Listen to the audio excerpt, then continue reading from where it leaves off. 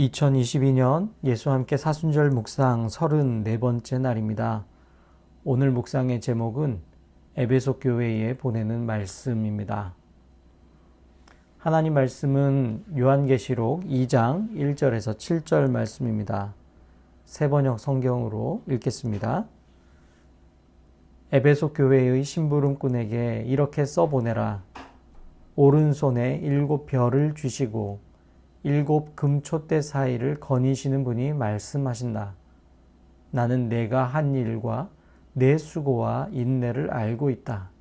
또 나는 내가 악한 자들을 참고 내버려 둘 수 없었던 것과 사도가 아니면서 사도라고 자칭하는 자들을 시험하여 그들이 거짓말쟁이임을 밝혀낸 것도 알고 있다. 너는 참고 내 이름을 위하여 고난을 견디어냈으며 낙심한 적이 없다.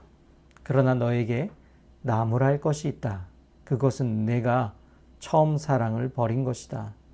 그러므로 내가 어디에서 떨어졌는지를 생각해내서 회개하고 처음에 하던 일을 하여라. 내가 그렇게 하지 않고 회개하지 않으면 내가 가서 내 촛대를 그 자리에서 옮기겠다. 그런데 내게는 잘하는 일이 있다. 너는 니골라 당이 하는 일을 미워한다. 나도 그것을 미워한다. 귀가 있는 사람은 성령이 교회들에게 하시는 말씀을 들어라.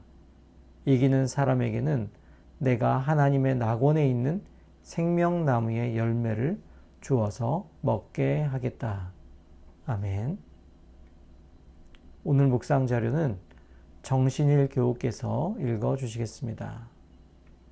계시록의 말씀은 종말에 대한 계시인 동시에 당시 상황과 로마 제국 멸망에 대한 예고와 같은 현실적인 내용들이 담겨 있습니다.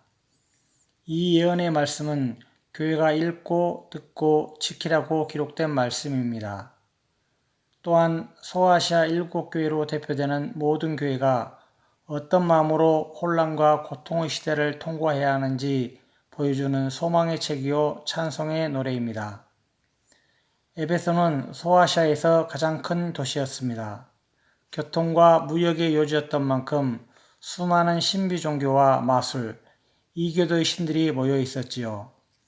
그 중에서 아르테미스 여신과 그 신전은 사람들이 먹고 사는 문제를 위해 빌고 심적 위안을 얻는 강한 숭배의 대상이었습니다. 하지만 에베소 교회는 바울을 통해 그리스도의 사랑을 접했습니다. 아무것도 아닌 사람들이 그리스도의 생명으로 자신의 존엄을 되찾았습니다. 성령의 세례를 통해 새 생명의 신비를 경험한 그들은 유대인과 이방인, 자유인과 종, 남자와 여자라는 경계 없이 그 사랑 안에서 기뻐했고 복음을 전파하기 위해 많은 수고를 아끼지 않았습니다. 중요한 것은 영이니 영혼이 구원받았으면 행위는 구원에 영향을 미치지 않는다며 사람들을 그릇된 길로 인도하려는 사람들의 일도 가려냈습니다. 에베소 교인들은 인내했고 낙심하지 않았습니다. 하지만 주님은 에베소 교회를 꾸짖으셨습니다.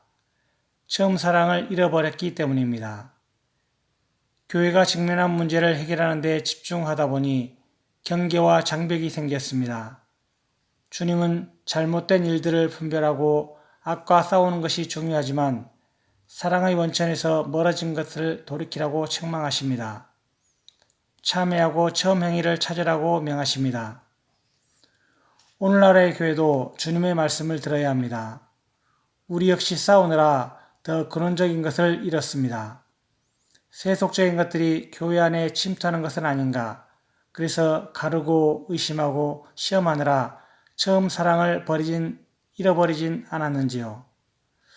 어느덧 우리에겐 너무나 많은 경계와 잣대가 생겨버렸습니다. 그럴수록 교회의 의가 드러나는 것이 아니라 사랑 없음만 드러납니다. 참회해야 합니다. 주님, 한국교회가 선악을 알게 하는 나무가 아닌 생명나무의 열매를 먹게 하소서. 정신일 교우님 감사합니다. 오늘 함께 기도를 드리시고 여러분의 개인 기도와 묵상을 이어가시기 바랍니다. 그리고 또 내일 예수와 함께 공동체 예배에서 함께 만나면 좋겠습니다. 처음 사랑을 버렸다는 에베소 교회를 향한 예수님의 책망은 오늘 우리를 향한 것이기도 합니다. 우리가 그 무엇보다 사랑의 능력을 회복하기 원합니다. 주님, 우리가 선악을 알게 하는 나무가 아닌 생명나무의 열매를 먹게 하소서. 아멘.